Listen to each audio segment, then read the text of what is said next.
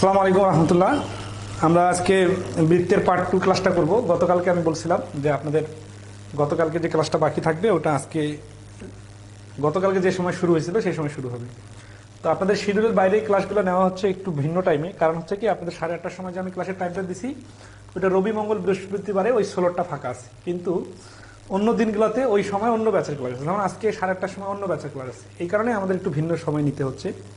তো হয়তো বা অনেকে অ্যাডজাস্ট করতে পারতেছেন না, সমস্যা নাই, আমরা ক্লাসগুলো আপলোড দিয়ে দিব এই যেগুলো আর কি ভিন্ন টাইমে নিয়ে। ঠিক আছে, সবকিছু ক্লিয়ার কিনা দেখেন একটু।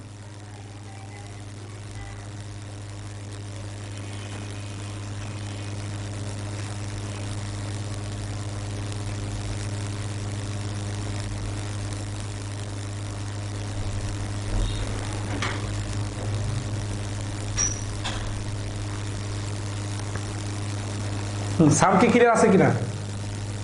কি ভালো, অনেকে জানে না মনে হয়। হ্যাঁ, একদম দেখতেছেন ক্লাস।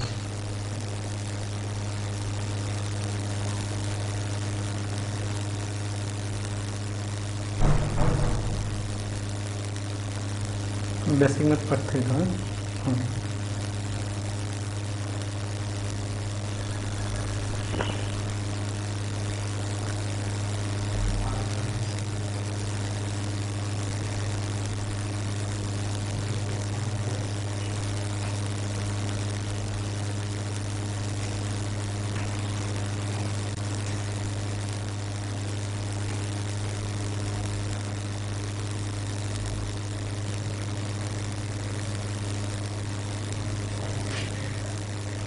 সাউন্ড কি ক্লিয়ার আছে কিনা দেখেন, কমেন্টে জানাবেন।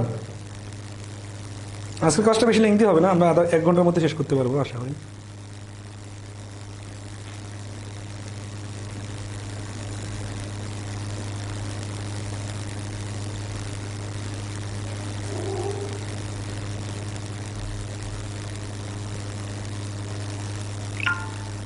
ওকে,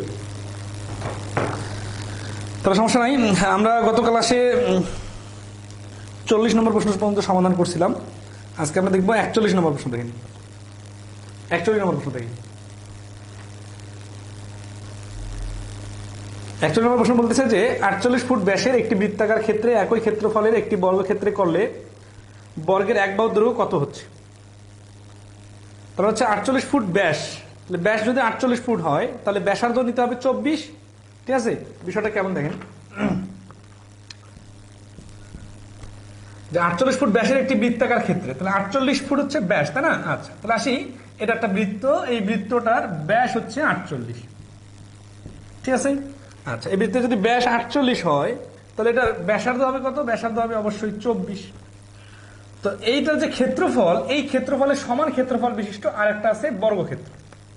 তো এই বর্গক্ষেত্রের 1 বাহুটা কত? তাহলে আমরা গত ক্লাসে এরকম প্রশ্ন দেখছিলাম যে পাই 24 স্কয়ার। এইটা হচ্ছে আমাদের কি বৃত্তের ক্ষেত্রফল। এই বৃত্তের ক্ষেত্রফলকে এখান থেকে আমরা কি করব, এইটার ক্ষেত্রফল মানে যা, তাহলে এখানেও আমরা নিয়ে আসবো পাই 24 স্কয়ার। এটা হচ্ছে কি বৃত্তের ক্ষেত্রফল। এখন আসি, বৃত্তের ক্ষেত্রফল থেকে নিয়ে গেলাম বর্গের ক্ষেত্রফল। এখন বর্গের ক্ষেত্রফল যদি হয় তার মানে এটা কি বাহু স্কয়ার সমান সমান পাই 24 স্কয়ার। তাহলে শুধু বাহু মানে এই স্কয়ারটা ওই পাশে রুট হয়ে যাবে, তাহলে পাই গুণন 24 স্কয়ার। তাহলে এই যে রুট তো দুইটার উপর, তাহলে আমাদের শুধু 24-এর উপর স্কয়ার আছে কিন্তু রুটের উপরে পাইয়ের উপর স্কয়ার নাই। তার মানে এই যে পাই গুণন 24 স্কয়ার আবার রুট, এই রুট আর স্কয়ার কেটে গেল, তাহলে হলো 24 রুট পাই। এই প্রশ্নের অ্যান্সার হচ্ছে 24 রুট পাই। গত ক্লাসে এরকম অঙ্ক দেখা দিয়েছিলাম, তো আপনারা আশা করি ধরতে পারবেন। ওকে, নেক্সট আসে 42 নম্বর প্রশ্ন দেখেন। 42 নম্বর প্রশ্ন বলতেছে যে একটি বৃত্তের পরিধি ও ক্ষেত্রফল যথাক্রমে 132 সেন্টিমিটার এবং 1386 বর্গ সেন্টিমিটার। বৃত্তটির বৃহত্তম জ্যায়ের দৈর্ঘ্য কত? যেটা বৃত্তের বৃহত্তম জ্যা, এটার নাম হচ্ছে ব্যাস। একটা অনুসিদ্ধান্ত মানে উপপাদ্য ছিল যে বৃত্তের ব্যাসই বৃহত্তম জ্যা, বিষয়টা এরকম। তাহলে এখানে আমাদের বাড়ি করতে হবে কি ব্যাসের ভ্যালু। ঠিক আছে, আছে কি পরিধি এবং ক্ষেত্রফল। তো আমাদের দেখেন যে পরিধি ক্ষেত্রফল দেওয়া আছে, আমরা শুধুমাত্র ক্ষেত্রফল থেকেও দেখেন এখানে দুইটা গুলো দেওয়া আছে না, একটা হচ্ছে কি পরিধি মানে 2 পাই আর সমান সমান 132, আবার আরেকটা দেওয়া আছে কি আর একটা দেওয়া আছে ক্ষেত্রফল হচ্ছে পাই আর স্কোয়ার সমান সমান 1386। আমাদের বাইর করতে বলছে কি, আমাদের বাইর করতে বলছে বৃহত্তম জ্যা মানে হচ্ছে এই ব্যাস, তার মানে আমাদের বাইর করতে হবে ব্যাসের মান, তাই না? তাহলে আমরা দেখেন এই দুইটারে একই সাথে হেল্প নেওয়ার দরকার নাই, কারণ শুধু এখানেই যদি আমরা হিসাব করি, খেয়াল করেন যে এখানে 2π এর মান যদি এটা হয় তাহলে অতএব 2r, শুধু 2r এর মান হবে 132 ডিভাইডেড পাই। তাহলে এখান থেকে তো আমাদের ব্যাস বাইর হয়ে যাচ্ছে, তাহলে এই কোণটাকে আমাদের কাজে লাগানোর দরকারই হচ্ছে না। তাহলে 2r সমান সমান 132, এই পাই মানে হচ্ছে উপরে 22 নিচে 7, এটা ঘুরে গেলে উপরে 7 হয়ে যাবে নিচে 22, কারণ এই যে এটা নিচে আছে তো ভগ্নাংশটা, এটা আমরা যদি উল্টায় দেই তাহলে এরকম হবে। তাহলে এখানে হচ্ছে 22 6 6 7 42, এই 42 হচ্ছে অ্যান্সার। তাই এখানে কিন্তু অনেকে আর এর মান 21 আনে আবার হিসাব করবেন, কিন্তু 21 আনার তো দরকার নাই, যেহেতু সরাসরি ব্যাস চাইছে, ব্যাসের মানে হচ্ছে সরাসরি হচ্ছে 42। ওকে, এখন আসি যে আমরা যদি এটার হেল্প না নিই তাহলে আমরা এটার হেল্প নিয়েও করতে পারতাম, কিন্তু এটা যেহেতু 1386 সংখ্যাটা অনেক বড়, একটু সময় বেশি লাগবে, কিন্তু তারপরও বাইর হবে। এখানে আর এর মান বাইর হবে 21, সেখান থেকে 2r এর মান 42 বাইর হয়ে যাবে। তাহলে এখন অনেকে মনে করতে পারেন এখানে দুইটা কুলুকে তো ইউজ করার দরকার হচ্ছে না, ইউজ করার দরকার হচ্ছে না, তো ইউজ করা ছাড়াই আনসার বাইর হয়ে যাচ্ছে। ওকে, তাহলে একইভাবে 43 নম্বর প্রশ্নটা অ্যান্সার বলেন। 43 নম্বর প্রশ্নটা অ্যান্সার বলেন। বলছে একটি বৃত্তের ক্ষেত্রফল 16 বর্গমিটার এবং পরিধি 8 মিটার হলে বৃত্তটির ব্যাসার্ধ কত?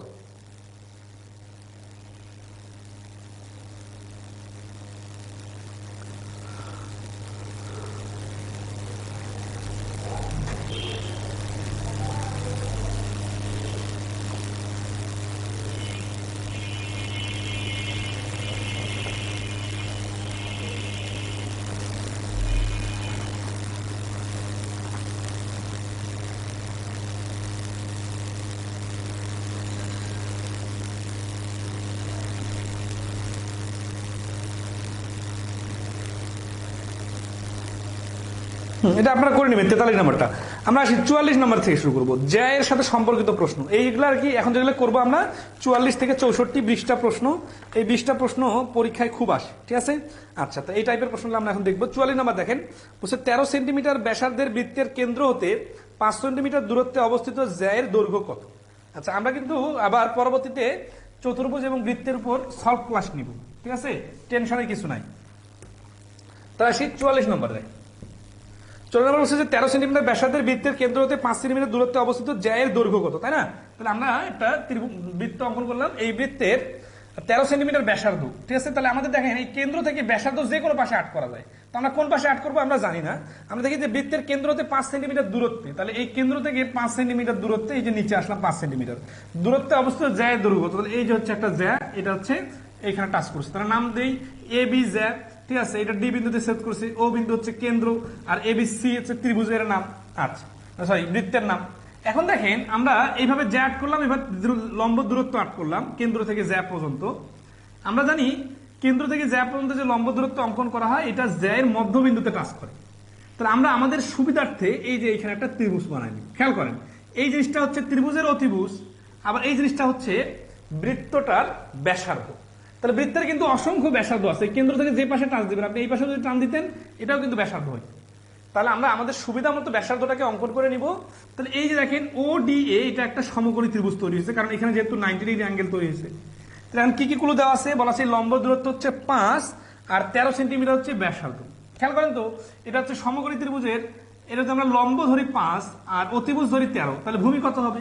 তাহলে আসি অতিভুজ স্কোয়ার মাইনাস লম্ব স্কোয়ার ইকুয়াল টু ভূমি স্কোয়ার, তার মানে 169 মাইনাস 25 সমান সমান 144। এটা কি? এটা হচ্ছে ভূমি স্কোয়ার। তাহলে অতএব ভূমি সমান সমান 144 উপর রুট মানে 12। আর এমনিতেও তো আমরা জানি যে সমকোণী ত্রিভুজের এই একটা ট্রিপলেটের মান দেওয়া আছে 5 12 13, তাহলে 13 আর 5 হলে আরেকটা হবে 12। তাহলে এই যে এডি সমান সমান হচ্ছে 12, এডি সমান সমান যদি 12 হয় এটার নাম হচ্ছে এই জ্যাটার অর্ধেক। তাহলে জ্যার অর্ধেক যদি 12 হয় তাহলে এ বি সমান সমান 12 যোগ 12, কারণ এটা যেহেতু মিডল পয়েন্টে টাচ করে এই কারণে পুরো জ্যায়ের দৈর্ঘ্য হবে 12 12 24। তাহলে এই প্রশ্নের অ্যান্সার হচ্ছে 24। ওকে, যেহেতু পুরো জ্যাটার দৈর্ঘ্য চাইছে তাই না, এই জন্য পুরো জ্যাটার দৈর্ঘ্য কিন্তু 24 হবে। এখন খেয়াল করেন, তাহলে এখানে আমাদের তিনটা ক্লু পাইলাম আমরা, একটা হচ্ছে 5, একটা হচ্ছে 24, আর একটা হচ্ছে 13। যে 24-এর নাম কি? পুরো জ্যাটার দৈর্ঘ্য। 5-এর নাম কি? 5-এর নাম হচ্ছে লম্ব দূরত্ব। কিসের থেকে কিসের দূরত্ব? কেন্দ্র থেকে জ্যায়ের দূরত্ব।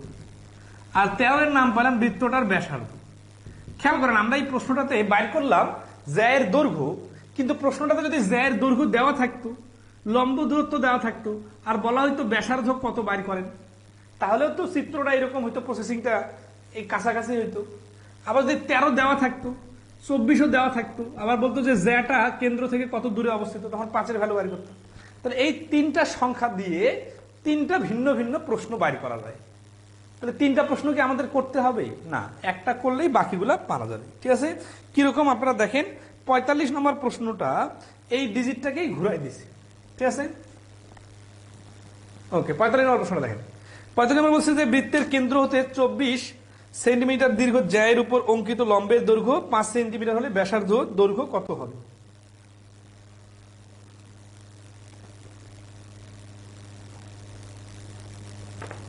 তাহলে এটা অ্যান্সার কত? ওই দেখেন, ব্যাসার্ধের দৈর্ঘ্য চাইছে না, তাহলে 24 সিস্টেমটা কি? যখন জ্যা থাকবে 24, ওই জ্যায়ের পুরাটা নিয়ে কিন্তু কাজ করা যাবে না, কারণ জ্যায়ের পুরাটার সাথে এই লম্ব দূরত্ব বা ব্যাসার্ধের কোনো রিলেশন নাই। রিলেশনটা কোথায়? রিলেশনটা হচ্ছে এই অর্ধ জ্যায়ের সাথে রিলেশন। তাহলে যেহেতু অর্ধ জ্যায়ের সাথে রিলেশন, তাহলে অর্ধ জ্যা বানাইতে হবে আগে। তাহলে এখান থেকে আমরা একটা আইডিয়া ডেভেলপ করব যে ফুল জ্যা দেওয়া থাকলে আমরা আগে অর্ধ জ্যা বানাবো, তারপরে আমরা ক্যালকুলেশন করব। তাহলে আমরা দেখি যে এই চিত্রটা এরকম, যে পুরা যদি 24 হয় তাহলে অর্ধেক হবে 12, আর লম্ব দূরত্ব হচ্ছে 5 দেওয়া আছে। তাহলে এই 5 আর 12 থেকে অতিভুজটা হবে 13, যেটা ত্রিভুজের অতিভুজ 13, সেটাই আবার বৃত্তের ব্যাসার্ধ 13। তাহলে এই প্রশ্নের অ্যান্সার হচ্ছে 13। এই তো সবাই পারতেছেন। ওকে, তাহলে আসি আমরা পরের প্রশ্ন দেখি। 46 নম্বর প্রশ্নটা আপনারা একটু চেষ্টা করে দেখেন।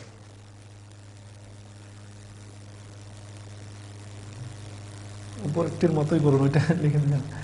আচ্ছা, ওকে, সমস্যা নেই।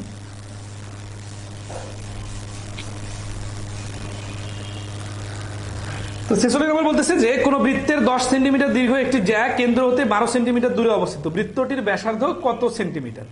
তাহলে বৃত্তের 10 সেন্টিমিটার হচ্ছে জ্যা, আর 12 সেন্টিমিটার হচ্ছে দূরত্বে অবস্থিত। দেখেন, তাহলে আগের মতোই হবে, কিন্তু এবার জ্যাটা হচ্ছে, জ্যাটা কত? বৃত্তের 10 সেন্টিমিটার দীর্ঘ একটি জ্যা কেন্দ্র হতে, তাহলে জ্যাটা ছোট আর কেন্দ্র থেকে অনেক দূরে অবস্থিত। কারণ কি, ওই যে বুঝতে পারতেছি যে এটা হচ্ছে 12 আর এইটা হচ্ছে 5 হবে। দেখেন, এটা কিন্তু পুরোটা মিলে কিন্তু 10। আমরা কিন্তু পুরো জ্যাটা নিলাম না, আমরা নিলাম কি অর্ধ জ্যা। কেন অর্ধ জ্যা নিলাম? কারণ অর্ধ জ্যা নিলে আমাদের এটা একটা সমকোণী ত্রিভুজ তৈরি হবে। ঠিক আছে, তাহলে এই 5 12 থাকলে এটা অটোমেটিক্যালি 13 হবে। তার মানে আগের বারে যে চিত্রটা অঙ্কন করছিলাম, ওই নিচে এইখানে 12 ছিল, এখানে 5 ছিল, আর এবারে নিচে 5 আর উপরে 12। তাহলে 5 12 13 দিয়ে কি আপনারা ক্লিয়ার, নাকি পিথাগোরাসের সূত্র প্রয়োগ করে দেখাইতে হবে? বলেন তো। আচ্ছা, এটা যদি বুঝতে পারেন তাহলে 47 নম্বর প্রশ্নটা দেখেন।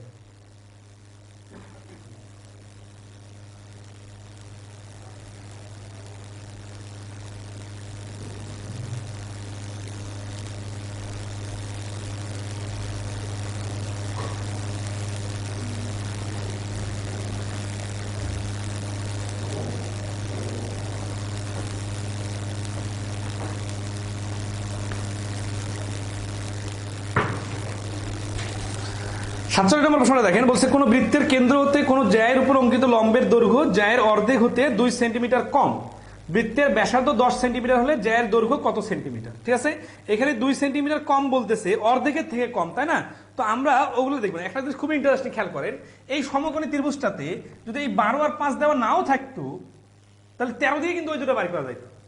তার মানে ট্রিপলেট অনুযায়ী মিলাই মিলাই দেওয়া থাকে, পরীক্ষা কিন্তু খুব জটিল আসে না। ঠিক আছে, তাহলে এই 13 হলে 5 12 হবে। এখন ভাষাটা কি বলবে?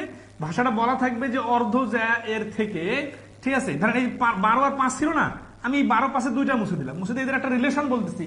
বলতেছে কি যে অর্ধ জ্যা, জ্যায়ের অর্ধেক এর থেকে দ্বিগুণের থেকে 2 বেশি, জ্যায়ের দৈর্ঘ্য যা তার অর্ধেকের দ্বিগুণ থেকে, তার অর্ধেক নিলে এই অর্ধেক এর থেকে এই লম্ব দূরত্বটা হবে দ্বিগুণের থেকে 2 বেশি। তার মানে কি 5, 5-এর দ্বিগুণ হচ্ছে 10, 10-এর থেকে 2 বেশি মানে 12।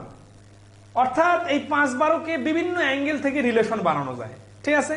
আচ্ছা, অথবা বিষয় বলতে পারে যে জ্যায়ের যা দৈর্ঘ্য তার থেকে এইটার দূরত্বটা হচ্ছে 2 মিটার বেশি। তার মানে এটা যদি এক্স হয় পুরা জ্যাটা, তাহলে এই দূরত্বটা হবে x+2। এখন আমাদের তো পুরো জ্যাটা নিয়ে কাজ করা যাবে না, কারণ আমাদের তো জ্যায়ের অর্ধেক নিয়ে সমকোণী ত্রিভুজ হবে, তাহলে এখানে হবে x/2। অথবা আমরা পুরাটাকে ধরবো 2x, তাহলে এইখানে হচ্ছে x, এখানে হচ্ছে x, আর তখন এই লম্ব দূরত্বটা হবে 2x+2। স্টাইলটা কিন্তু বোঝার চেষ্টা করেন যে এই ছোট জিনিসটাকে এইভাবে পেঁচায় বলতে পারে, তখন আসলে কার নাম কি দিবেন এটার উপর ডিপেন্ড করবে। তাহলে 47 নম্বর প্রশ্নটার অ্যান্সার হচ্ছে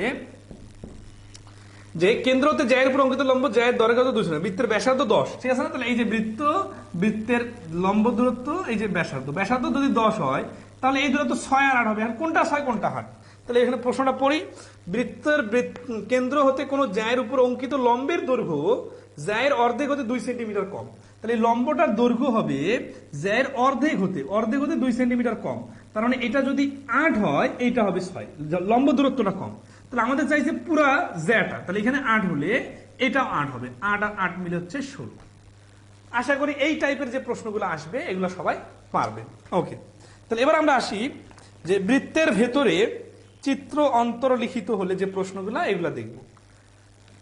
48 নম্বর প্রশ্ন দেখেন, ভিডিও ঠিক মতো চলতেছে এটা কিন্তু broadcast has been pause, resume shortly. Next সাজেছে না, কিন্তু ওটা তো সমস্যা হয় না, ক্লাস তো চলতে থাকে। ক্লাসে কোনো কি ডিস্টার্ব হচ্ছে আপনারা একটু বলেন তো, মানে ক্লাস কি আটকে যাচ্ছে বা দেখা যাচ্ছে না এরকম? ওকে, 48 নম্বর প্রশ্নটা দেখেন। 48 নম্বর প্রশ্ন বলতেছে যে 7 সেন্টিমিটার ব্যাসার্ধ বিশিষ্ট বৃত্তের অন্তর্লিখিত বর্গক্ষেত্রের ক্ষেত্রফল কত? আমরা এখন খুব একটা ইন্টারেস্টিং পয়েন্ট দেখব। সেই পয়েন্টটা হচ্ছে যে বৃত্তের ভেতরে যদি কখনো বর্গ অন্তর্লিখিত হয়, ঠিক আছে, তাহলে এই বর্গের সাথে ওই বৃত্তের রিলেশনটা কিরকম হবে সেটা আমরা একটু দেখব। ওকে, তাহলে কিভাবে দেখেন, ধরা আছে যে এটা একটা বৃত্ত, এই বৃত্তের ভিতরে একটা বর্গ আর্ট করা হলো। আচ্ছা, তাহলে একটা জিনিস মনে রাখবেন যে এই বর্গের যেটা কর্ণ, এখানে এই বৃত্ত আর বর্গের মধ্যে সম্পর্ক কি, সব থেকে টার্নিং পয়েন্ট হচ্ছে এই কর্ণটা। সিরিয়াসলি খেয়াল করে, তাহলে বৃত্তের ভেতরে যদি কোনো বর্গ অন্তর্লিখিত হয়, তাহলে বর্গের যেটা কর্ণ, এই কর্ণটাই হচ্ছে ওই বৃত্তটার ব্যাস। তাহলে লিখবো আমরা কি, এটা কিন্তু বইয়ে সুন্দরভাবে লেখা আছে, বর্গের কর্ণ সমান সমান বৃত্তের ব্যাস, ঠিক আছে। আচ্ছা, এই পয়েন্টটা সবাই ধরতে পারছেন, বর্গের যেটা কর্ণ সেটা হচ্ছে বৃত্তের ব্যাস। ওকে, তাহলে এখান থেকে আমাদের ক্যালকুলেশনটা ডেভেলপ হবে। তাহলে দেখি এর যদি আমরা সেন্টার পয়েন্ট ধরি, তাহলে দেখেন তো এই সেন্টার পয়েন্ট থেকে এই অংশটা কি, এই অংশটা হচ্ছে কর্ণের অর্ধেক, আর এই অংশটা বৃত্তের সাপেক্ষে হচ্ছে ব্যাসার্ধ। তাহলে এই রিলেশনটা বুঝলেই এই ধরনের যে কোনো প্রশ্ন পারা যাবে। কিভাবে আসি, 48 নম্বর প্রশ্নে বলতেছে 7 সেন্টিমিটার ব্যাসার্ধ বিশিষ্ট বৃত্তের অন্তর্লিখিত বর্গক্ষেত্রের ক্ষেত্রফল কত? তাহলে এখান থেকে আমরা ও দিলাম সেন্টার পয়েন্ট, তাহলে এখান থেকে ব্যাসার্ধ মানে এটা হচ্ছে 7, এটা যদি 7 হয় তাহলে এটাও 7 হবে। তাহলে 7 আর 7, তাহলে নাম দেই এ বি সি ডি। তাহলে এসি সমান সমান যদি 7 যোগ 7 সমান সমান 14। এসি কি, এসি হচ্ছে বৃত্তের ব্যাস। ব্যাস কি দেওয়া ছিল প্রশ্নে? না, কি দেওয়া ছিল? ব্যাসার্ধ। তাহলে ব্যাসার্ধটাই হচ্ছে বর্গের অর্ধকর্ণ, তাহলে ফুল কর্ণটা হবে 14। তাহলে এসি হচ্ছে ব্যাস 14, আবার এসি কর্ণ 14। তাহলে আমরা বলতে পারি না √2a সমান সমান 14। √2a কেন? কারণ আমরা জানি যে এই কর্ণটাকে বর্গের সাপেক্ষে বলা যায় √2a, অর্থাৎ বর্গের কর্ণ সমান সমান হচ্ছে √2a। তাহলে √2a সমান সমান 14, তাহলে a সমান সমান 14/√2। তাহলে এ মানে হচ্ছে এই যে এক বাহু চলে আসলো। তার মানে যদি কখনো বলে যে এই বর্গের এক বাহু কত, তাহলে অ্যান্সার হবে 14/√2। তাহলে 14/√2 যখন হবে তখন কিন্তু এই 14 থেকে এইভাবে নিতে হবে, 7 গুণন 2, 2কে আবার √2 2টা নেওয়া যায়, আর নিচে হচ্ছে একটা √2 কেটা 7√2। এটা কি, এটা হচ্ছে যদি বলতো যে ওই বর্গটার এক বাহু কত, একটা বৃত্তের ভেতর একটা বর্গ অন্তর্লিখিত হয়েছে, বৃত্তটার ব্যাসার্ধ যদি 7 হয়, তাহলে বর্গটার এক বাহু কত, তাহলে হবে 7√2। এটার হিসাব আলাদা, এরকম প্রশ্ন খুব কম আসে। আমাদেরকে এখানে থামলে চলবে না, আমাদের বলছে কি বৃত্তের বর্গের ক্ষেত্রফল কত, তাহলে বর্গের ক্ষেত্রফল তো এ বার করলে হবে না, এ স্কোয়ার মানে 14/√2 এর উপর হোল স্কোয়ার, তাহলে হোল স্কোয়ার মানে 14 গুণন 14 আর √2 গুণন এর উপর স্কোয়ার মানে হচ্ছে √2 কেটা, তাহলে 14 দিয়ে 7 দিয়ে মানে 2 দিয়ে 14 কাটলে 7, 7 14 হচ্ছে 98। অর্থাৎ যদি কোনো বৃত্তের ভেতরে অন্তর্লিখিত ব্যাসার্ধ বর্গের অর্ধকর্ণ যদি 7 হয় তাহলে ফুল বর্গটার ক্ষেত্রফল হবে 98 বর্গ মিটার। ঠিক আছে, ওকে, তাহলে এই প্রশ্নের অ্যান্সার হচ্ছে 98 বর্গ সেন্টিমিটার। নেক্সটে আসি আমরা 49 নম্বর প্রশ্ন দেখবো। আচ্ছা, তাহলে এখান থেকে আরো কিছু আইডিয়া ডেভেলপ করি। সেই আইডিয়াটা হচ্ছে এখানে যদি বলতো যে এই বর্গের এক বাহু 7√2, সিরিয়াসলি খেয়াল করেন, এক বাহু 7√2, তাহলে এটার ক্ষেত্রফল বৃত্তের ক্ষেত্রফল কত? দেখেন, এটা হচ্ছে বর্গের এক বাহু 7√2 আর আমি বলতেছি বৃত্তের ক্ষেত্রফল কত। তাহলে আমরা দেখতেছি বর্গের এক বাহু 7√2, তাহলে বর্গের এক বাহু মানে a সমান সমান 7√2, এই সমান সমান যদি 7√2 হয় তাহলে এই বর্গটার কর্ণ কত হবে? কর্ণ হচ্ছে √2a, এটা হচ্ছে কর্ণের দৈর্ঘ্য বার করার সিস্টেম। তাহলে এর মান যেহেতু এইটা, তাহলে আমরা লিখবো √2 গুণন 7√2। এই √2 গুণ করলে স্কোয়ার হবে, স্কোয়ার দিয়ে কাটাকাটি করে গেলে হবে 2 গুণন 7 সমান সমান 14। 14 কি? 14 হচ্ছে এই কর্ণটা। কর্ণ যদি 14 হয়, এখন আমরা বর্গের কথা ভুলে যাব, মনে করবো এটা ব্যাস, তাহলে ব্যাস 2r সমান সমান 14, তাহলে r সমান সমান 7, তার মানে এই ব্যাসার্ধ হচ্ছে 7। তাহলে বৃত্তের ক্ষেত্রফল কত হবে? বৃত্তের ক্ষেত্রফল হবে পাই 7 স্কোয়ার মানে 49 পাই। খেয়াল করেন যে আপনার এই ধরনের প্রশ্নগুলোতে এইরকম প্রশ্ন হয় যে আপনাকে বৃত্তের কুলু দেওয়া থাকে, বর্গের কুলুতে বাড়ি করতে হবে, অথবা বর্গের কুলু দেওয়া থাকে, বৃত্তের মান বাড়ি করতে হবে। বেঁধে যাচ্ছে ক্লাস, আটকে যাচ্ছে আমার ক্লাসটা, রেকর্ডটা ভালো করে করেন, রেকর্ডটা আপলোড দিয়ে দেওয়া, ঠিক আছে? আপনার কোনো সমস্যা নাই, যতটুকু আটকে যাচ্ছে এটা আপনারা দেখে নেন আপাতত কষ্ট করে, আমরা রেকর্ড ক্লাসটা আপলোড দিয়ে দিব, ঠিক আছে? তাতে আপনাদের যেটা সমস্যা হবে সেটা রেকর্ড ক্লাসে আর কোনো সমস্যা থাকবে না, ঠিক আছে? ওকে, কেন যে সমস্যা হচ্ছে বুঝতেছি না, আমাদের এই লাইনে কোনোদিন সমস্যা এখন পর্যন্ত হয় নাই। ওকে, তাহলে নেক্সট আসি। তাহলে এখানে হচ্ছে 49 পাইটা কি আবার বলি। এই যে যদি বলতো যে এই বর্গটার এক বাহু 7√2, তাহলে এটার বৃত্তটার ক্ষেত্রফল কত? তাহলে আমরা যেটা করব, এক বাহু থেকে আগে বর্গটার কর্ণ নিয়ে আসবো √2a, কর্ণ যখন নিয়ে আসবো 14, সেই কর্ণটা হয়ে যাবে আবার বৃত্তের ব্যাস। এই যে লেখা আছে বর্গের কর্ণ ইকুয়াল টু বৃত্তের ব্যাস, তাহলে বর্গের কোনো কিছু পেলে আমরা টেনে নিয়ে যাব কর্ণতে, কর্ণ থেকে আমরা জাম্প করব বৃত্তের ব্যাস। বৃত্তের ব্যাস 2r সমান সমান যদি 14 হয়, তাহলে বৃত্তের ব্যাসার্ধ হবে r সমান সমান 7। তাহলে বৃত্তের ব্যাসার্ধ যদি 7 হয়, তাহলে বৃত্তের ক্ষেত্রফল হবে পাই 7 স্কোয়ার মানে হচ্ছে 49 পাই। আচ্ছা, আর যদি একটা অঙ্ক করি তাহলে ক্লিয়ার হবে। 49 নম্বরটা দেখেন।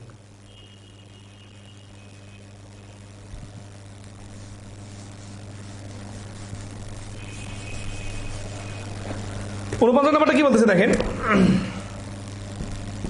যে 2 সেন্টিমিটার ব্যাসার্ধ বিশিষ্ট একটি বৃত্তের অন্তস্থ একটি বর্গক্ষেত্রের 4টি বাহু এবং বৃত্তটি দ্বারা আবদ্ধ অঞ্চলের ক্ষেত্রফল কত বর্গ সেন্টিমিটার?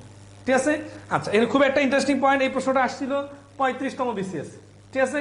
আচ্ছা, তাহলে বিষয়টা একটু দেখা দিই যে এটা চিত্রটা কেমন। চিত্রটা হচ্ছে এইরকম একটা বৃত্ত, এই বৃত্তের ভেতরে একটা বর্গ আছে। এখন এই বর্গের এক বাহু 2 নাকি এটা কি বলছে যে 2 সেন্টিমিটার ব্যাসার্ধ বিশিষ্ট, তাহলে 2 সেন্টিমিটার ব্যাসার্ধ মানে হচ্ছে এখানে যদি সেন্টার হয়, তাহলে এই যে এটা হচ্ছে 2। সিরিয়াসলি খেয়াল করেন, তাহলে আমরা এই 2কে পাইলাম বৃত্তের ব্যাসার্ধ। আর বৃত্তের ব্যাসার্ধ আমরা কিন্তু অনেক পাশে আট করতে পারতাম, কিন্তু আমরা বর্গের কোণ বরাবর আট করবো, ঠিক আছে। আচ্ছা, তাহলে এখানে যদি ব্যাসার্ধ 2 হয়, তাহলে এই ফুলটাকে উঠাই দেই, তাহলে কি হলো, এইটাও 2, তাহলে 2 মানে হচ্ছে ব্যাস হচ্ছে 4, ব্যাসার্ধ হচ্ছে 2 আর কর্ণ হচ্ছে 4। এই জিনিসটা খুব ইম্পর্টেন্ট যে ব্যাস যদি 4 হয় তাহলে বর্গটার কর্ণ হবে 4। তাহলে আমাদের বাইর করতে বলছে কি একটু দেখি যে বর্গক্ষেত্রটির 4টি বাহু দ্বারা, তার মানে এই বর্গক্ষেত্রের 4টি বাহু হচ্ছে এই বাহু, এই বাহু, এই বাহু, এই 4টা বাহু দ্বারা এবং বৃত্তটি দ্বারা। তাহলে এই বর্গক্ষেত্রের 4 বাহু আর বৃত্ত, বৃত্ত তো এই যে অংশটা এটা, তারপরে এই যে এটা বৃত্তের অংশ, এটা বৃত্তের অংশ, এটা বৃত্তের অংশ, এই যে বৃত্ত, তার মানে হচ্ছে এই যে জায়গাগুলো দেখতেছি ফাঁকা জায়গাগুলা, এই জায়গাগুলার আবদ্ধ অঞ্চলের ক্ষেত্রফল কত, অর্থাৎ এই জায়গাগুলোর ক্ষেত্রফল কত, এটা আমাদেরকে বাইর করতে হবে। তো তো আমরা এটা কিভাবে বাড়ি করতে পারি? এখন ওই ফাঁকা জায়গাগুলোর দৈর্ঘ্য প্রস্থ উচ্চতা কত আমরা কিছু জানি? কিচ্ছু জানি না। তাহলে এটা সিস্টেমটা হচ্ছে এইরকম যে এই পুরো বৃত্তটা তো বড়, তাহলে বৃত্তটার ক্ষেত্রফল বাড়ি করব। ধরেন আছে যে আপনার একটা স্টেডিয়ামের ভিতরে আপনি একটা ঘর দিবেন, তাহলে ঘর বাদে ফাঁকা জমি আছে কতটুকু, এটা কিভাবে বাড়ি করতে হবে? তাহলে আপনাকে আগে করতে হবে কি, পুরা স্টেডিয়ামটার ক্ষেত্রফল বাড়ি করতে হবে। এখান থেকে আপনি স্টেডিয়ামের ভেতরে কতটুকু জায়গায় ঘর দিচ্ছেন সেটা বাড়ি করতে হবে। তারপর আপনি যদি বিয়োগ করে দেন তাহলে কতটুকু জায়গা ফাঁকা আছে, এই ফাঁকা জায়গাগুলো বাইরে। ফাঁকা জায়গাগুলো কোনগুলা? এই যে এগুলা, এই যে এই জায়গাগুলো হচ্ছে ফাঁকা জায়গা, এগুলো বাইরে হবে। তাহলে আমরা আগে টার্গেট কি, যে এই 2 থেকে আমরা বৃত্তের ক্ষেত্রফল আনবো, আর এই 2 থেকে 4 বানাবো কর্ণ, এই কর্ণ থেকে আবার বর্গের ক্ষেত্রফল আনবো, তারপরে বিয়োগ করে দিব, হয়ে যাবে। খুবই সিম্পল। তাহলে আসি, বৃত্তের ক্ষেত্রফল সমান সমান পাই 2 স্কয়ার, কারণ ব্যাসার্ধ যেহেতু 2 তাহলে 4 পাই, আর বর্গের কর্ণ যেহেতু বৃত্তের ব্যাসার্ধ 2 তাহলে বৃত্তের ব্যাসার্ধ থেকে আমরা নিয়ে আসবো ব্যাস, ব্যাস হচ্ছে 4, ঠিক আছে। তাহলে কর্ণ হচ্ছে কত? 4, ঠিক আছে। তাহলে এই √2 a সমান সমান 4, তাহলে a সমান সমান 4/√2। এই √2 a সমান সমান 4, এটা কি সবাই ধরতে পারতেছেন? যেহেতু বর্গের কর্ণের সূত্র হচ্ছে √2a, আর কর্ণের দৈর্ঘ্য দেওয়া আছে 4, তাহলে আমরা লিখলাম √2a সমান সমান 4, a সমান সমান 4/√2, আর a স্কয়ার সমান সমান 4/√2 হোল স্কয়ার। তাহলে এর সমান সমান হচ্ছে কত? 16/2, কাটাকাটি করলে হচ্ছে 8। এটা কি অ্যান্সার বাইরে হলো না? এটা কি? এটা হচ্ছে বর্গের ক্ষেত্রফল। খেয়াল করেন, এই বর্গটার ক্ষেত্রফল হচ্ছে 8, আর এই পুরা বৃত্তের ক্ষেত্রফল হচ্ছে 4 পাই। একটু প্র্যাকটিক্যালি আসেন তো, এই পাই এর মান 3.1416 না? তাহলে এই পাই যদি আমরা 3 আর 4 গুণ করি, এটাতে 12 হবে না?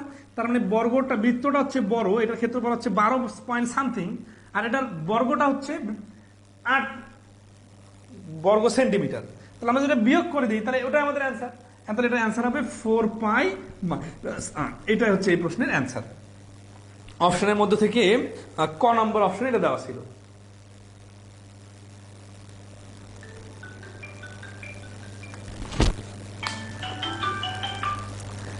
গুণরাজ খান, এই ক্লাস রুটিনটা হচ্ছে রবি মঙ্গল বৃহস্পতিবারে আপনাদের মেইন ক্লাস 8:30টার সময়। তবে আপনাদের যেহেতু ক্লাসের সংখ্যা একটু বেড়ে গেছে আর সময় কম, এই কারণে কিছু এক্সট্রা ক্লাস নিতেছি। এক্সট্রা কোনো ক্লাস রিপিট হবে না, ওটা আপলোড দিয়ে দেওয়া হবে। হ্যাঁ হ্যাঁ, নতুন সমস্যা নাই, নতুন পুরাতন যারাই হোক। এই আজকে ক্লাসটা মনে হচ্ছে না আনশিডিউল, এই আনশিডিউল ক্লাসগুলো আমরা গতকালকে বলছিলাম, ঠিক আছে, যে আজকে বাকি অংশের ক্লাস নেওয়া হবে। এই ক্লাসগুলো আপলোড দেওয়া থাকা হবে, আপনারা যদি কেউ মিসও করেন সমস্যা নাই, পরে দেখে নেবেন। আর রবি মঙ্গল বৃহস্পতিবারে রাত 8:30টায় আপনাদের মেইন ক্লাস হবে। আগামীকাল থেকে আমরা বীজগণিতের বিন্যাস টপিকটা থেকে শুরু করবো আশা করতেছি, ঠিক আছে। বিন্যাস, সরি, আমি টপিকের ব্যাপারগুলো আমি আপনাদের গ্রুপে পোস্ট দিয়ে দেবো একটু পরে, ঠিক আছে। হয়তো কিছু সহজ টপিক শুরু করে তারপর হায়ার ম্যাথটা শুরু করে দিব। এই মাসের মধ্যে আপনাদের মোটামুটি বীজগণিতটা আমি যেগুলো ইম্পর্টেন্ট বা বিসিএস সিলেবাসে আছে ওগুলো সব ক্লিয়ার করে ফেলার চেষ্টা করবো, কারণ সময় যেহেতু কম, রিভিশন দিতে হবে, তারপরে আবার সলভ ক্লাস কিছু নিতে হবে, ঠিক আছে, পরীক্ষা নিতে হবে।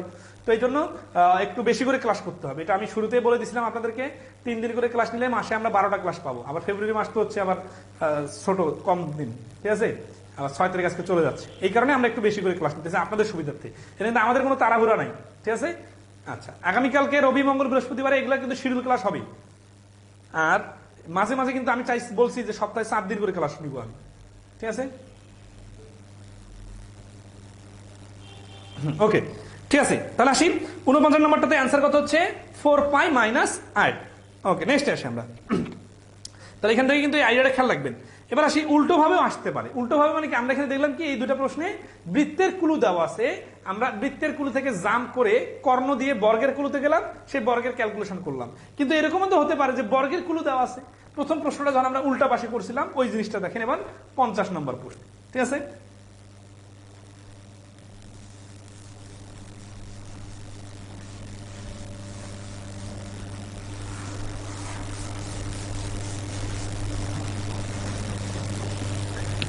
নম্বর প্রশ্ন কি বলতেছে দেখেন, বলতেছে যে একটি বৃত্তস্থ বর্গের প্রত্যেক বাহুর দৈর্ঘ্য 2 সেন্টিমিটার হলে ওই বৃত্তের ক্ষেত্রফল কত, ঠিক আছে। আচ্ছা, বৃত্তস্থ বর্গের প্রত্যেক বাহুর দৈর্ঘ্য হচ্ছে 2 সেন্টিমিটার হলে ওই বৃত্তের ক্ষেত্রফল কত। তাহলে এখানে হচ্ছে কি বর্গের ক্লু দেওয়া আছে, কিন্তু বর্গটা যেমন তেমন বর্গ না, বর্গটা হচ্ছে বৃত্তস্থ বর্গ, অর্থাৎ বৃত্তের ভেতরে একটা বর্গ। তাহলে এই বর্গটার এক বাহু যদি 2 হয়, তাহলে তাহলে এই পুরো বৃত্তটার ক্ষেত্রফল কত? উত্তর কি চাইছে? বৃত্তের ক্ষেত্রফল কত? তাহলে এই 2 এর সাথে তো বৃত্তের কোনো রিলেশন খুঁজে পাওয়া যাচ্ছে না, তাই না? আচ্ছা, তাহলে কি করতে হবে? এই 2 বর্গের বাহুটা থেকে আমরা এই বর্গের কর্ণে জাম্প করব। কিভাবে দেখেন, এটা যদি 2 হয়, আমরা কি জানি যে বর্গের যদি এক বাহু 2 হয় তাহলে বর্গের কর্ণটা হচ্ছে √2a। √2a, এ মানে এক বাহু, তাহলে √2 গুণন 2, √2 গুণন 2, তাহলে কি হবে? মনে করেন বৃত্ত এখানে নাই, তাহলে এখানে বর্গের কি হবে? বর্গের কর্ণ বাইর হবে। তাহলে যেটা বর্গের কর্ণ ওইটা আবার বৃত্তের ব্যাস। তাহলে বৃত্তের ব্যাস যদি √2 হয় তাহলে ব্যাসার্ধ কত হবে? ব্যাসার্ধ 2 দিয়ে ভাগ করতে হবে। 2 দিয়ে ভাগ করলে ব্যাসার্ধ আর সমান সমান হবে √2। কেন 2 দিয়ে 2√2 কে ভাগ? কেন ভাগ?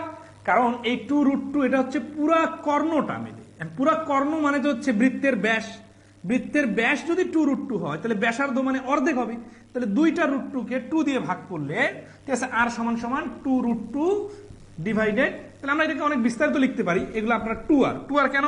তাহলে আরো লিখি, হচ্ছে বর্গের কর্ণ সমান সমান বৃত্তের ব্যাস সমান সমান, তাহলে হচ্ছে এই যে 2√2, অতএব আর সমান সমান 2√2 কে 2 দিয়ে ভাগ করতে হবে। ঠিক আছে, আচ্ছা, তাহলে 2 দিয়ে ভাগ করলে হবে আর সমান সমান শুধু √2। এখন আমরা পেয়ে গেলাম বৃত্তের ব্যাসার্ধ হচ্ছে আর, যার মান হচ্ছে √2। তাহলে ক্ষেত্রফল কত হবে?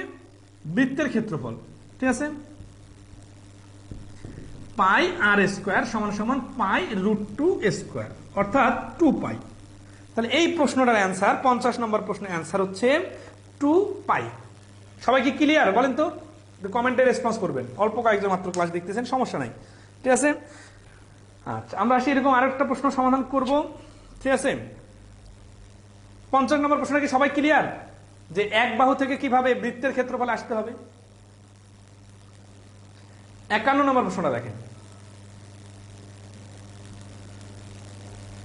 51 নম্বর প্রশ্ন বলতেছে যে a square with perimeter 16 is inscribed in a circle. What is area of circle? ঠিক আছে, আচ্ছা, তাহলে এখানে সার্কেলের এরিয়া বার করতে বলতেছে। আর এবার কিন্তু এক বাহু দেওয়া নাই, অফ হয়ে গেছে না? অফ হয়ে যায় নাই তো, চালু আছে। ফারহান চৌধুরী, আপনার এখানে সমস্যা আছে। মাহবুবা সুলতানা, হ্যাঁ, ফারহান চৌধুরী ক্লিয়ার বলছেন, চেস বাই রবিন ক্লিয়ার, ওকে, ঠিক আছে, ক্লিয়ার সবাই। তাহলে 51 নম্বর বলছে যে a square with perimeter 16 is inscribed in a circle. What is the area of circle? ঠিক আছে, আচ্ছা, তাহলে এটা আগের প্রশ্নটার মতো, যা শুধু এখানে পরিসীমা দেওয়া আছে। তো পরিসীমা যদি 16 হয় তাহলে এক বাহু কত হবে? কার পরিসীমা 16 বলেন তো?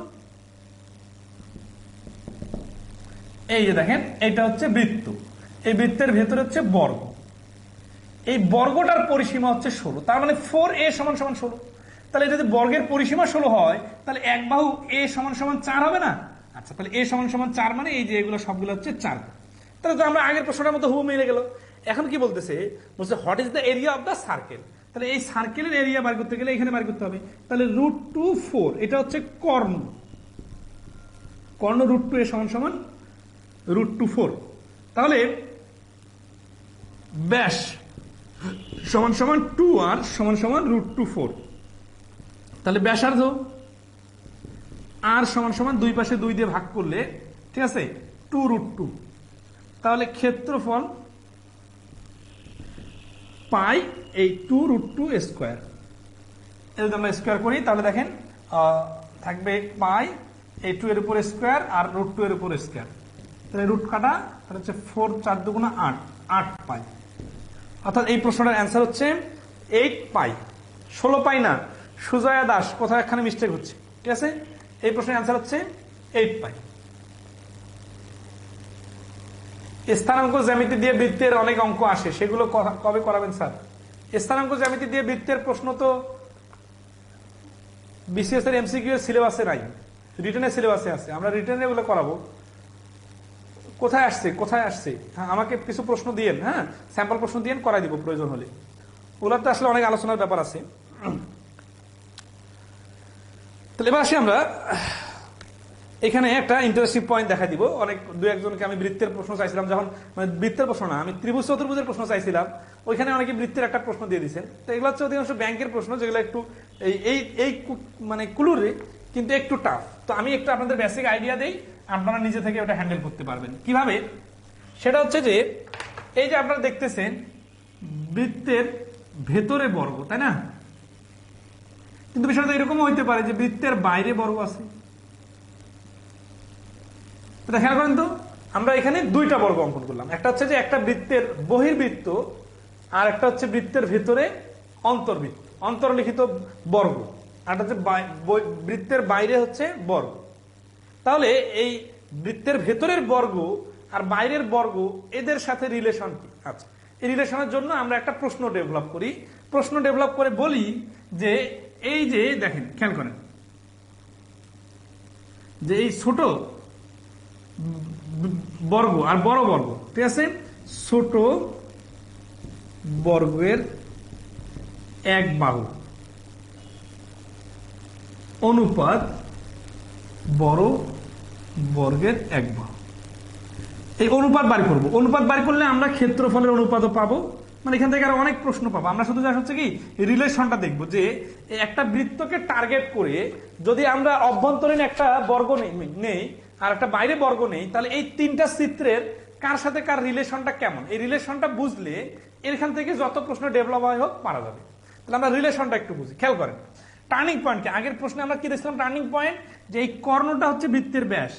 তাহলে আমরা এখান থেকে আসি যে এইখান থেকে আমরা নিয়ে আসি এই যে এটা হচ্ছে সেন্টার পয়েন্ট, বৃত্তের সেন্টার পয়েন্ট। তাহলে বৃত্তের সেন্টার পয়েন্ট থেকে আমরা দেখলাম যে এটার ব্যাসার্ধ হচ্ছে আর। সিরিয়াসলি খেয়াল করেন, তাহলে বৃত্তের ব্যাসার্ধ হচ্ছে আর।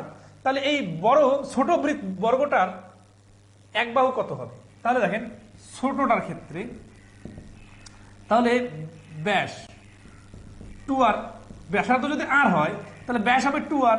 তাহলে কর্ণ √2a = 2r। তাহলে এক বাহু a = 2r ডিভাইডেড √2। তাহলে আমরা পেয়ে গেলাম একটা, এই দেখেন ছোট বর্গের বাহু, ছোট বর্গের এক বাহু কত? √2/2r/√2। এখানে যেহেতু এখানে 2 আছে তাহলে এটা সমান দুইটা √2 বানিয়ে নেওয়া যায়। দুইটা √2 বানিয়ে নিলেই নিচে √2 সহ কেটে যাবে। তাহলে থাকবে কত? √2r। √2r কি? √2r হচ্ছে এই ছোট বর্গটার এক বাহু। এরপর আসি আমরা অনুপাত যেহেতু বলছি, তাহলে বড় বর্গের এক বাহু নিয়ে আসবো। এখন এই বড় বর্গের বাহু এই আর এর সাপেক্ষে কি রকম একটু বুঝি। এই এতক্ষণ পর্যন্ত যতটুকু কথা বলছি আশা করি সবাই ক্লিয়ার, ঠিক আছে? আচ্ছা, এখন নাম্বারটা কেটে দেন।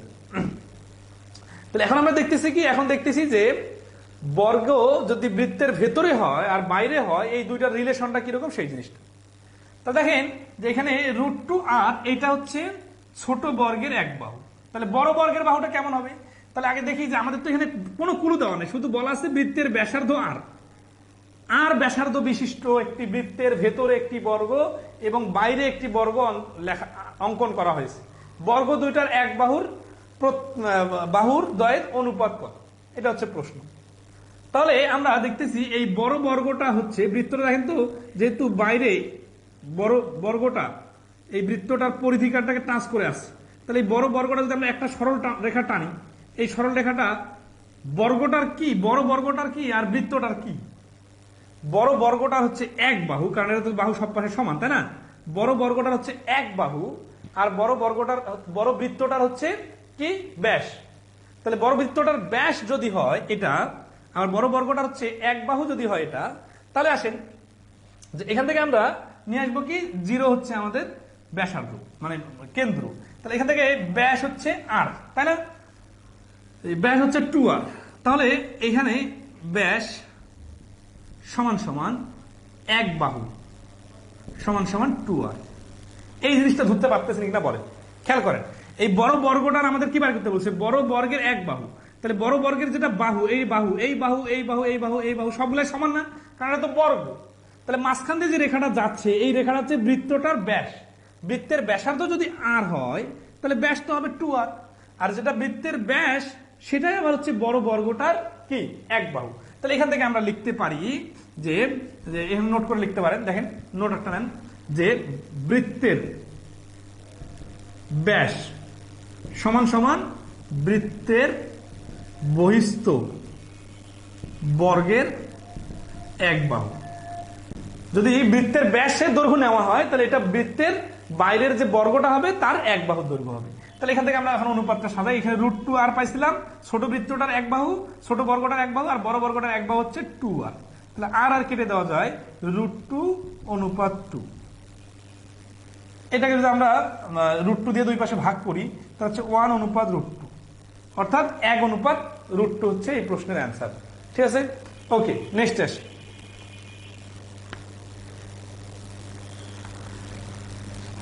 চাকা সম্পর্কিত কিছু প্রশ্ন আছে, এগুলা প্রায় সময় বিসিএস আসে, আমরা দেখবো। 52 নম্বর প্রশ্নটা দেখি। 12 বলছে যে একটি গাড়ির চাকা প্রতি মিনিটে 12 বার ঘুরে, চাকাটি প্রতি সেকেন্ডে কত ডিগ্রি ঘুরবে, প্রতি 5 সেকেন্ডে কত ডিগ্রি ঘুরবে। ঠিক আছে,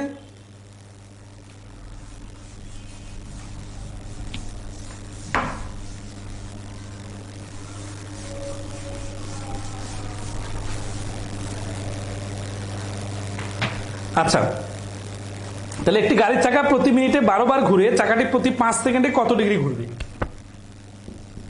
তাহলে একবার একটা চাকা যদি একবার ঘুরে, তাহলে টোটাল 360 ডিগ্রি ঘুরবে। তাহলে একবার ঘোরা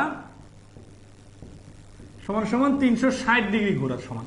তাহলে একবার ঘোরা যদি 360 ডিগ্রি ঘুরে, একটি গাড়ির চাকা প্রতি মিনিটে 12 বার ঘুরে, চাকাটি প্রতি 5 সেকেন্ডে কতবার ঘুরবে। তাহলে প্রতি মিনিট, মিনিট মানে হচ্ছে 60 সেকেন্ডে ঘুরে 12 বার। ঠিক আছে না? আচ্ছা, তাহলে 5 সেকেন্ডে ঘুরবে সমান সমান একবার। এই দেখেন 60 থেকে 5 হচ্ছে 12 গুণ কম, তাহলে এখানে 12 গুণ কম, অথবা এইভাবে লিখতে পারি 1 সেকেন্ডে ঘুরে সমান সমান এত, আর 5 সেকেন্ডে ঘুরে সমান সমান 5। 5 12 60, 12 বার কাটে দিলে হচ্ছে একবার। অর্থাৎ দেখা যাচ্ছে 5 সেকেন্ডে এই চাকাটা টোটাল একবার ঘুরবে। একবার মানে হচ্ছে এই একবার সমান সমান 360 ডিগ্রি, কারণ একবার ঘুরলে 360 ডিগ্রি ঘুরবে।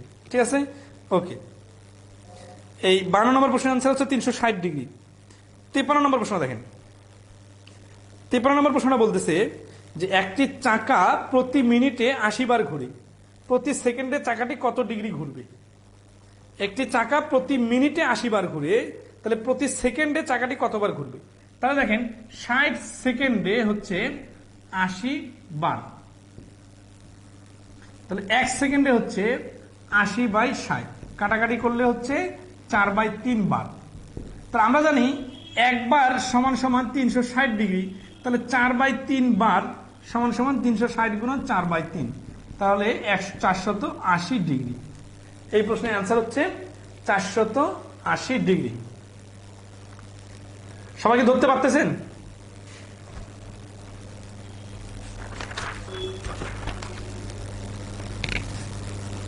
ওকে, আসি 54 নম্বর প্রশ্ন দেখেন।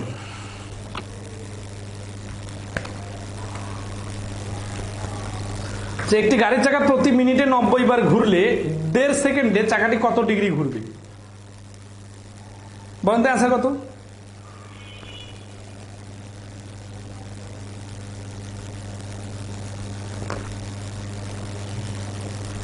যে একটা গাড়ির চাকা প্রতি মিনিটে 90 বার ঘুরলে 1.5 সেকেন্ডে, তাহলে 1.5 সেকেন্ডে ওইটি নেমে করবেন যে কতবার ঘুরবে। ফ্র্যাকশন আসলে সমস্যা নাই, 300 যে ফ্র্যাকশনে আসবে তার সাথে 360 গুণ করে দিলে হয়ে যাবে। কেন করেন যে 60 সেকেন্ডে ঘুরবে 90 বার, তাহলে 1 সেকেন্ডে ঘুরবে এত, আর 1.5 সেকেন্ডে ঘুরবে সমান সমান এখানে 1.5 দিয়ে 60কে ভাগ করলে হচ্ছে 40, 40 যেটাকে ভাগ করলে হচ্ছে 9/4 বার।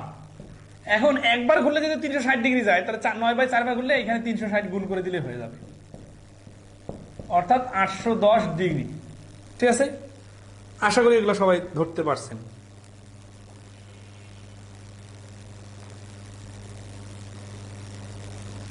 ছাপ্পান্ন নম্বর দেখেন।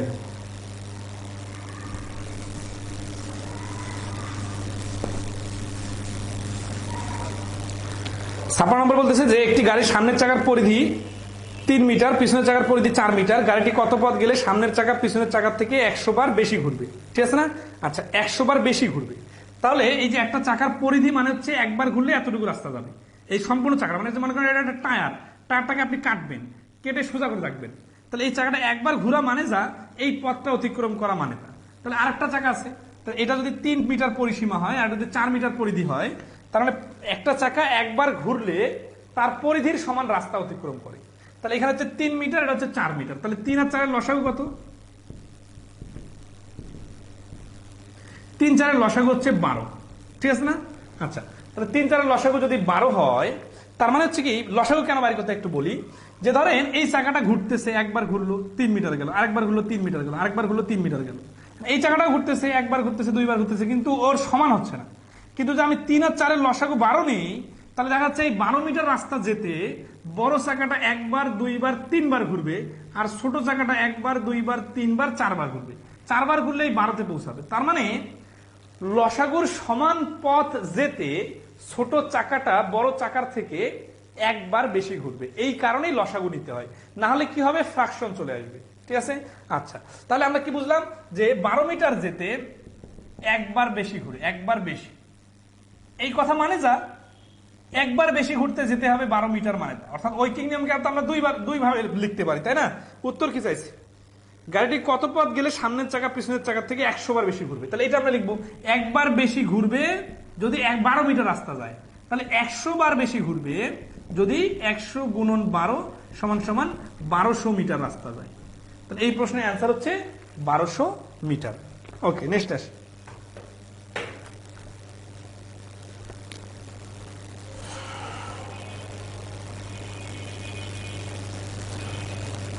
আটান্ন নম্বরটা আপনারা করে দেন।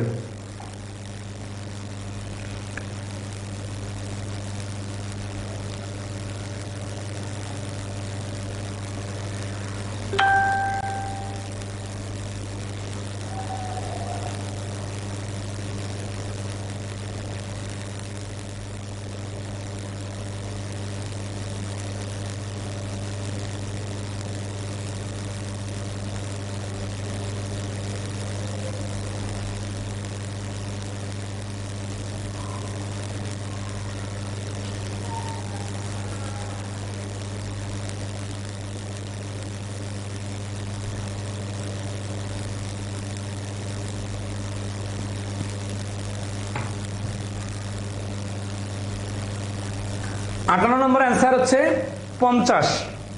কেন 50 খেয়াল করেন, যে একটি ঘোড়া গাড়ির সামনের চাকার পরিধি 4 মিটার এবং পিছনের চাকার পরিধি 6 মিটার। তাহলে 4 আর 6 লসাগু হচ্ছে 12। তাহলে লসাগু যদি 12 হয়, তাহলে 12 মিটার যদি একবার বেশি ঘুরবে, আর 600 মিটার যদি 12 দিয়ে 600 কে ভাগ করলে হচ্ছে 50 মিটার, 50 বার। ঠিক আছে? ওকে, 59 নম্বর প্রশ্ন দেখেন। 59 নম্বর প্রশ্ন বলতেছে যে একটি চাকা 88 কিলোমিটার পথ যেতে 1000 বার ঘুরে, চাকাটির ব্যাস কত মিটার? তাহলে 88 কিলোমিটার পথ যেতে যদি 1000 বেশি ঘুরে, 88 কিলোমিটার মানে 1000 দ্বারা গুণ করে 88,000 মিটার, কারণ 1000 মিটারে 1 কিলোমিটার। 88,000 মিটার যেতে কি হবে, 1000 বার ঘুরবে, তাই না? দেখেন, একটি চাকা 88 কিলোমিটার পথ যেতে 1000 বার ঘুরে, চাকাটির ব্যাস কত মিটার? তাহলে আমরা কি জানি, বেসিক একটা জিনিস বলছিলাম না, যে পরিধি সমান সমান হচ্ছে একবার ঘোরা। একবার ঘোরা অর্থাৎ একবার ঘুরলে সেটা পরিধির সমান পথ যায়। তাহলে 59 নম্বরে বলতেছে যে 88 কিলোমিটার যেতে 1000 বার ঘুরে, তার মানে এই 88 গুণন 1000 মিটার সমান সমান 88,000 মিটার। তাহলে 1000 বার ঘুরলে যায় সমান সমান 88,000 মিটার। তাহলে একবার ঘুরলে যায় সমান সমান 88,000 ডিভাইডেড 1000, 3টা শূন্য 3টা শূন্য কাটা, তার মানে 88 মিটার। সিরিয়াল খেয়াল করেন, তার মানে ওই চাকাটা, ওই গাড়িটার একটা চাকা যদি একবার ঘুরে, তাহলে 88 মিটার রাস্তা যেতে পারে। তাহলে একবার ঘুরলে যে পথটা যাবে সেটাই হচ্ছে পরিধি। তাহলে অতএব পরিধি সমান সমান 2πr সমান সমান 88। এই লাইনটা ধরতে পারছেন কিনা একটু বলেন। ঠিক আছে, যে একবার ঘুরলে পরিধির সমান রাস্তা যায়, তাহলে এখানে একবার ঘুরলে 88 মিটার যাচ্ছে, তার মানে এটা 2πr সমান রাস্তা যাচ্ছে। আচ্ছা, তাহলে 2πr সমান রাস্তা গেলে এটা কি হচ্ছে, যে এখন উত্তর কি চাইছে, উত্তর চাইছে চাকাটির ব্যাস কত। আমরা ব্যাস বানাইতে গেলে আর মান বাই করবো না, আমরা 2r এর মান বাই করবো। তাহলে 2r সমান সমান 88 ডিভাইডেড পাই সমান সমান 88 ডিভাইডেড 22/7 সমান সমান 88 গুণন উপরে 7 নিচে 22, কাটাকাটি করলে হচ্ছে 4 × 7 = 28। অর্থাৎ ওই চাকাটার ব্যাস হচ্ছে 28 মিটার। লাইনটা ধরতে পারছেন কিনা একটু বলেন।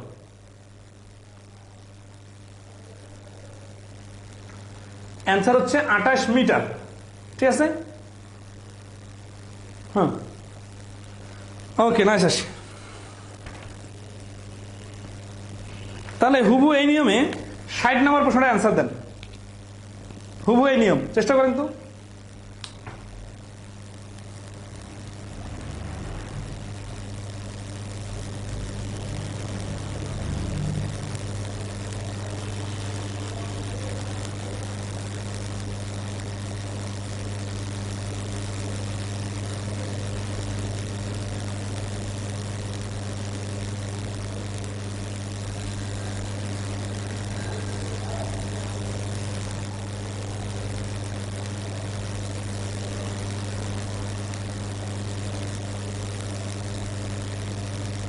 অ্যান্সার বলেন। এখানে হচ্ছে কি 1.76 আছে না, ওটাকে আগে 1000 দিয়ে গুণ করতে হবে। 1000 দিয়ে গুণ করলে যেটা হবে সেটা হচ্ছে কি 176 1760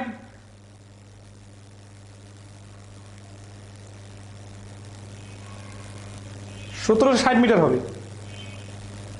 1760 মিটার, তারপর হচ্ছে 400 বার 400 দিয়ে ভাগ করতে হবে। আচ্ছা, তাহলে অ্যান্সার হচ্ছে 0.7 মিটার। ক্যালকুলেশনটা নিজে থেকে করে নেন, ঠিক আছে।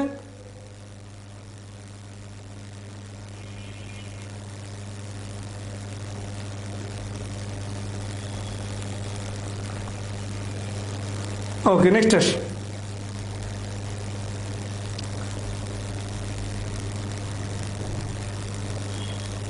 একষট্টি নাম্বারটা দেখেন। এই তো সবাই পারতেছেন, মাহবুবা সুলতানা, ইথান হান। তাহলে 61 নম্বর প্রশ্নটা দেখেন। এই 59 নাম্বারটা বিস্তারিত করে দিলাম, এটা দেখে আপনার 60 নাম্বারটা করে নেবেন। যারা একটু সময় নিতেছেন নেন, সমস্যা নাই, কিন্তু দ্রুত চিন্তা করতে পারতে হবে।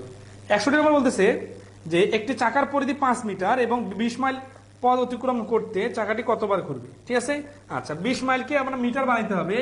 1 মাইল সমান সমান 1.6 কিলোমিটার সমান সমান 1.6 গুণন 1000 সমান সমান 1600 মিটার, ঠিক আছে। আচ্ছা, তো এখন দেখেন যে 1600 মিটার, এখানে যেহেতু বলছে যে 20 মাইল, তাই না।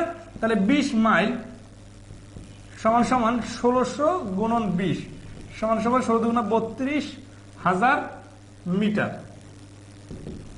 দেখেন এখানে কিন্তু 1.6 ধরে করতে হবে, ঠিক আছে। আচ্ছা, উত্তর কি চাইছে যে চাকাটি কতবার ঘুরবে। পরিধি যেহেতু 5 মিটার, তাহলে 5 মিটার যেতে ঘুরে একবার, আর 32,000 মিটার যেতে ঘুরবে 32,000 ডিভাইডেড 5, 5 6 30, 4 5 20, ঠিক আছে, 2টা শূন্য, 6400 বার ঘুরবে। এটা ধরতে পারবেন সবাই। Okay next, last one. এরকম প্রশ্ন আছে 64 নম্বর প্রশ্নটা একই রকম, আপনারা এটা করে নেবেন, ঠিক আছে। একটি চাকার পরিধি 6.25 মিটার, 40 কিলোমিটার পথ যেতে চাকাটি কতবার ঘুরবে। জাস্ট কিলোমিটারকে মিটার বানায় ভাগ করলেই হয়ে যাবে, ঠিক আছে। মানে 64 নম্বর প্রশ্ন দেখেন, এই প্রশ্নের সাথে মিল আছে। 64 নম্বর প্রশ্ন হচ্ছে 40 গুণন 1000 ডিভাইডেড 6.25। এ তো পরিধি বাইর করে দেওয়াই আছে, একই স্টাইলের অঙ্ক। আচ্ছা, আমরা লাস্ট ওয়ান 62 নম্বর অঙ্কটা করে আজকে ক্লাস ক্লোজ করে দিব। আর বৃত্তের ক্লাস কিন্তু শেষ না, আমরা আরো প্রবলেম নিয়ে আপনাদের কাছ থেকে সলভ করে নিব। মানে আপনাদের প্রবলেম দিবেন, সেই প্রবলেমগুলো আমরা দেখে আবার সলভ করে দিব, ঠিক আছে। 62 নম্বর বলছে যে একটি সাইকেলের চাকা প্রতি মিনিটে 40 বার ঘুরে এবং প্রতি ঘোরাতে 50 সেন্টিমিটার চলে। 1 ঘন্টায় চাকাটি কত মিটার অতিক্রম করবে। তো এখানে প্রতি মিনিটে 40 বার ঘুরে এবং প্রতি ঘোরাতে 50 সেন্টিমিটার, 1 ঘন্টায় চাকাটি এত। তাহলে এখানে ভেঙে ভেঙে করেন যে 1 মিনিটে যেহেতু 40 বার ঘুরে, তাহলে 60 মিনিটে কতবার ঘুরবে। আর প্রতি ঘোরাতে যদি 50 সেন্টিমিটার যায়, তাহলে সর্বমোট কত যাবে ওই 1 ঘন্টায় কত মিটার। হ্যাঁ, দেওয়া আছে সেন্টিমিটার, আবার চাইছে মিটার, তাহলে জাস্ট সেন্টিমিটার আর মিটারের হিসাবটা করলেই হয়ে যাবে। আচ্ছা, কিরকম দেখেন, তাহলে প্রতি মিনিটে 40 বার ঘুরে, তাই না। তাহলে 1 মিনিটে সমান সমান 40 বার, তাহলে 60 মিনিটে 40 গুণন 60 সমান সমান 2400 কি বার, 2400 বার ঘুরবে 60 মিনিটে। এখন উত্তর কি আছে যে প্রতি ঘোরাতে 50 সেন্টিমিটার যায়, তাহলে একবারে যায় সমান সমান 50 সেন্টিমিটার। তাহলে কতবার এখানে বলছে 50 বার, তাই না। 50 সেন্টিমিটার, সরি 2400 বারে যায়, 2400 বারে যায় সমান সমান 2400 গুণন 50, তাহলে এত সেন্টিমিটার। খেয়াল করেন, এখানে আপনার গুণ করে ফেলতে হবে না, এইভাবে রাখেন। উত্তর কি চাইছে? উত্তর আছে 1 ঘন্টা বলছে না, 1 ঘন্টা তো আমাদের কাজ হয়ে গেছে, বলছে চাকাটি কত মিটার যাবে। তাহলে এখানে তো আমরা পাইলাম সেন্টিমিটার, তাই না? আচ্ছা, তাহলে অতএব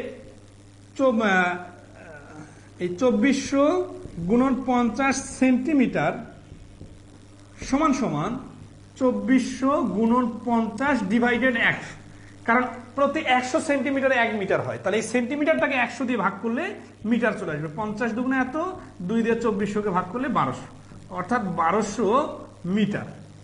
আর যদি কিলোমিটারে বলতো তাহলে 1.2 কিলোমিটার হইতো অ্যান্সার।